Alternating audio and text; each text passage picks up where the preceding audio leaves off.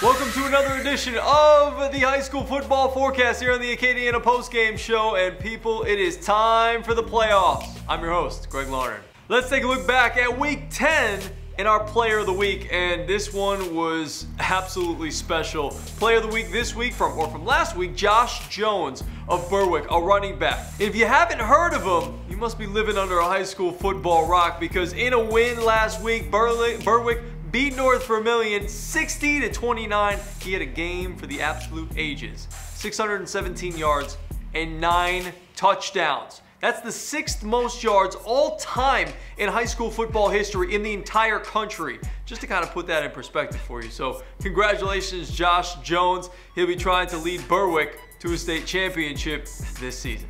All right, let's take a look at our games of the week this week in the high school football playoffs. And the first matchup that I'm looking at, it's the number 13 Church Point Bears versus number 20 West Feliciana. You look at Church Point, 7-3 this year. West Feliciana, 5-5. This is District 3A playoffs. West Feliciana, they won the 3A title last season, so this is going to be a test for Church Point, even though they're going up against the number 20th team in the 3A playoffs in West Feliciana.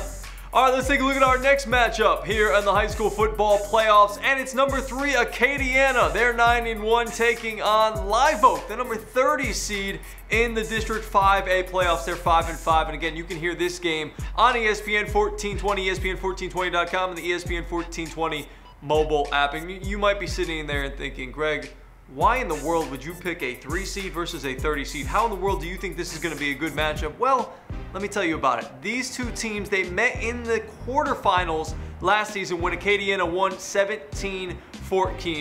It was a very hotly contested battle.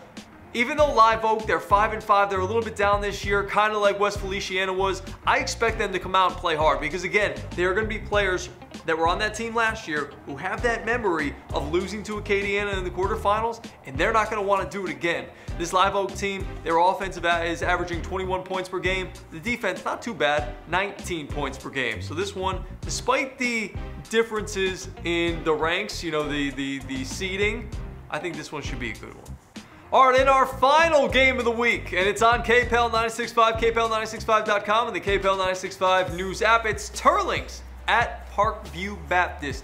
Teurlings comes in and finishes the season with a 4-6 record. They got a 10 seed in the Division 2 playoffs. Parkview Baptist, they garnered a 7 seed with the same record, 4-6. Tough road test on the road. Tough road test in the playoffs in round 1 for Teurlings, as the Rebels, again, they got to go to Parkview Baptist, which is going to be a long trek.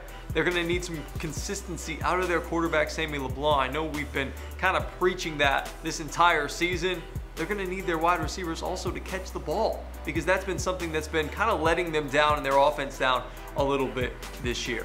And you look on the other side with Parkview Baptist, they lost 5 games in a row to open this season, but they were to very, very good opponents. I mean, you look at John Curtis, you look at Walker, Southern Lab, teams like that. They were absolutely stacked up in the beginning of the season, gauntlet through the beginning of the season, where Teurlings had to go through that gauntlet in the middle of their season. They won 4 of 5 to finish the year, and their offense, not bad, 21 points per game. Defense, right along the same lines, 20 points per game allowed. So I think this one should be a good one. I hope Teurlings is able to hang in there with Parkview Baptist. Parkview, a very good team. And again, they're at home as Teurlings is the 10 seed.